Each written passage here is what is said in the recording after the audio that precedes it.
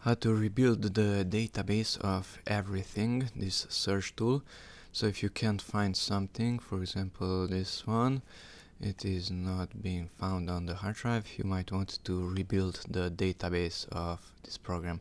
So go to Tools and Options and come here to Indexes and Force Rebuild.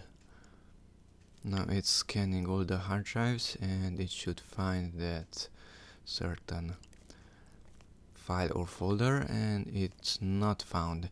Okay, so let's do another thing. That hard drive is this one, and if I go to properties, we can see that it's exFAT, and on exFAT partitions is not searching by default.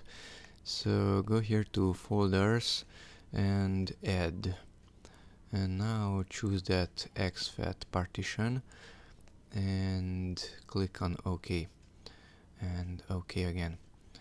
Now it's scanning that one also, and theoretically it should find that folder. It's scanning the D drive, the exFAT one, and voila, it's there on the D drive, and we can open it.